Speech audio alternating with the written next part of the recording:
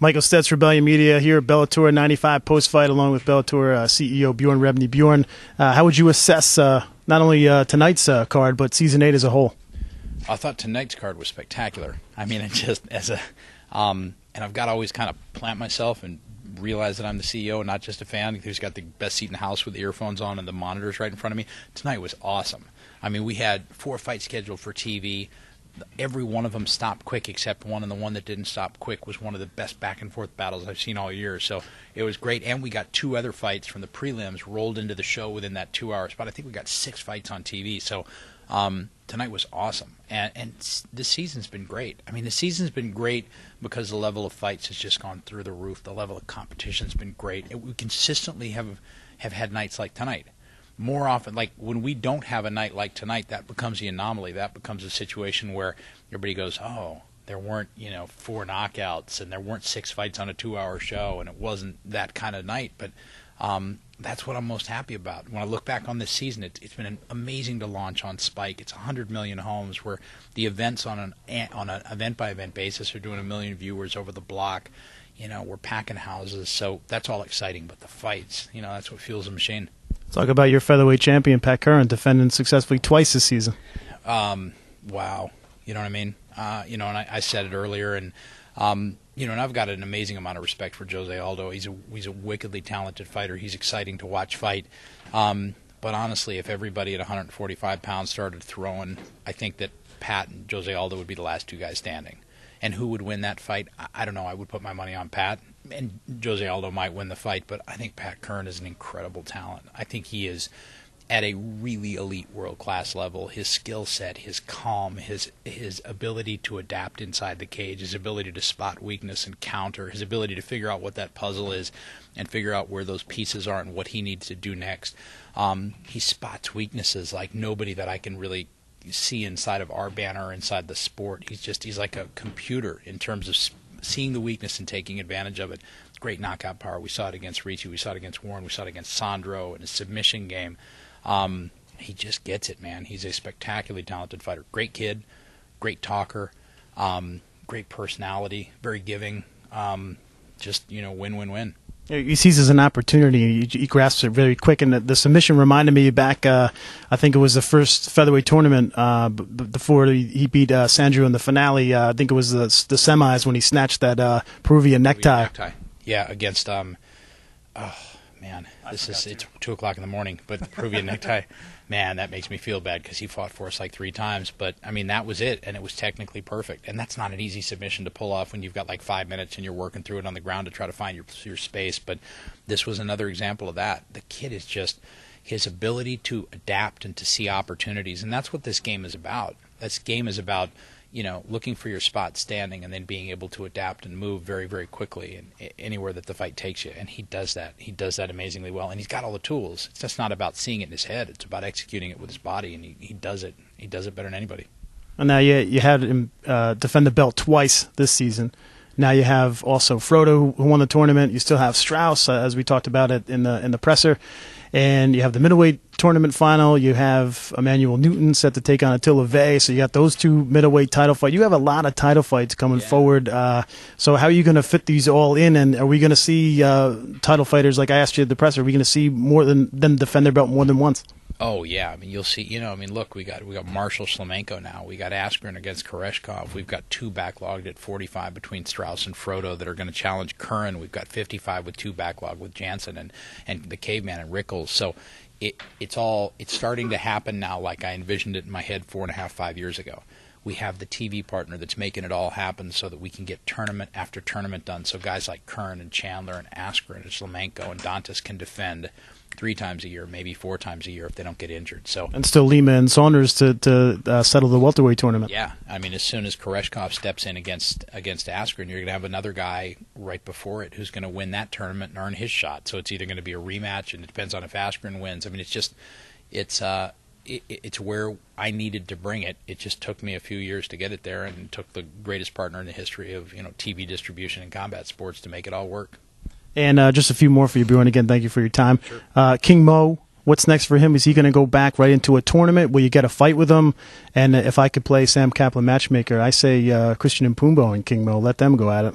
Well, Mo wants right back into a tournament. We're going to accommodate him. He'll be back in the summer series kicking off in June, so Mo will be back in immediately. He was more bothered and more determined than anybody based on what happened with Emmanuel Newton, and it was great. And Emmanuel's looked spectacular. I mean, you saw what he just did. He's earned a shot at the title. The Vague, I mean, his first fight against Vague was a fight that a lot of people thought he won. But Mo wants right back in, and we're going to accommodate him, get him right back in, and see if he can earn a shot at the title. Very similar, kind of how Michael Chandler came to out of the into the spotlight. Yeah. I mean, look, Chandler came out of nowhere, and on most people's list, he's top 5 in the world. So I put my money on Chandler against anybody. I mean, he's a wicked talent. He's down there at Alliance training with some of the best fighters in the world. We saw what his stand-up is like. His stand-up's amazing. His wrestling is national caliber, NCAA national caliber.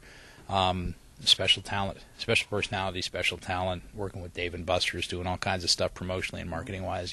It's a great guy to have as a champ. Will there be a heavyweight tournament? Yeah, be a heavyweight tournament, 205 and 135 this summer. And how hard is it? It's got to be hard to find top talent at heavyweight. I know it's not just you at any promotion. There's just not a lot of guys, in the heavyweight class that are top tier talent. So how hard is it to you to find talent just even for this tournament alone? It's not easy. It's not easy. You see it in the UFC. You see it here at Bellator. It's not easy. But I think what you're going to see coming out of Bellator over the next 6 to 9 months is the same kind of thing that Sam and Zach and the team have been able to do at 85 and 70 and 45 and really every other division at this point. You see it at 205. You saw the two giant killers. I mean, you saw Zayats and Emmanuel Newton beat Babalu and Mo, who are the two guys who most people picked for meeting in the final. You say, oh, there's Babalu and there's Mo. They'll meet in the final. No, there's two guys who are wickedly talented who knocked them both off via knockout. So hopefully Zach and Sam are able to do that same thing at heavyweight.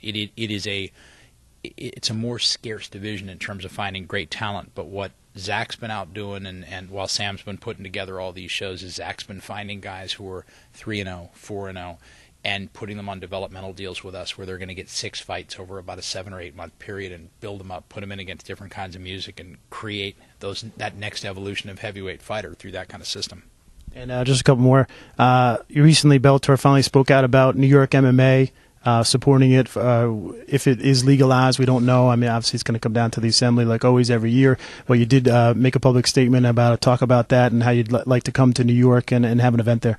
Well, I mean, look, I think it will happen, and actually I'm sure it'll happen. It's just a matter of when. I mean, the economics dictate that it will happen. Virtually every other state in the country has approved mixed martial arts and reaps the benefit economically in terms of what mixed martial arts, an event of this size and magnitude on Spike, brings in terms of hotels and food and travel, etc.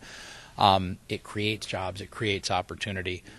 It's going to happen in New York, and we'll be there when it does. Our partner Viacom is based in New York, and Spike, although they have offices, and I work hand in hand with Kevin out of the West Coast, Kevin Kay, who heads the network. They've got offices in New York as well. MTV is there, all the cornerstones of that Viacom empire right there. So yeah, we want to be in New York. We will be there as soon as it gets approved, and my hope is it just happens sooner rather than later. And to save the best for last, Eddie Alvarez was in the house, your former lightweight champ. Obviously, legal drama still continuing with you guys. It kind of felt like to me like I was at a family reunion and like two brothers that haven't spoke in a while. Is it that kind of vibe? I mean, did you get to speak to Eddie? Have you spoken to him? What's the latest with him? Yeah, I mean, look, I've said it many times. Eddie and I had a very good relationship as two people working together in business for 4 years. And then when this situation kind of came apart, we had a bad relationship for a short period. It was great to see Ed. I did get a chance to spend some time with him and talk. And when you're talking, especially when it's just Ed and I talking and sitting down and going through stuff, your chances of getting something resolved pretty dramatically increase. And I hope that's a great step in that direction. It was great to see Ed. We were communicating and talking, and he came out tonight, and he sat and he watched the show, and he and I got a chance to spend some time together, and I hope it results in us getting this behind us. I've got to give, and he's got to give a little bit, and hopefully we can figure out that middle road and make this thing stop. Has it been sad for you? Has it been kind of upsetting that you were close and now you have this whole thing going on, and it's tough to mix business and personal things with someone? So how difficult has that been on you on a personal level? It's a tough situation just because I got a lot of respect for Ed. we had a good relationship. Our relationship was always business. It's not like Ed and I hung out, went out to dinner, and sat around and watched movies together, but we had a good business relationship. And any time there was a conflict or any time there was a disagreement, Eddie and I could talk through it, which is the essence of any kind of good business relationship. We didn't talk through it in the past based on our great friendship. We talked through it in the past based on common sense, and sometimes I would give and sometimes he would give, and we would make stuff work out. We got away from that when the whole matching situation happened, and I'm hoping we can get back to it. I'd love to see Ed back. I'd love to see him fighting inside the Bellator cage, but we'll see. I respect the fact that he's got a point and opinion, and hopefully we can just bring those two opinions a lot closer together. Well, thank you very much for your time, Bjorn, and congratulations on an outstanding card tonight. Very much looking forward to the summer series and more Bellator. Yeah, me too. There you go, Bellator President Bjorn Rebney here post-fight, Bellator 95.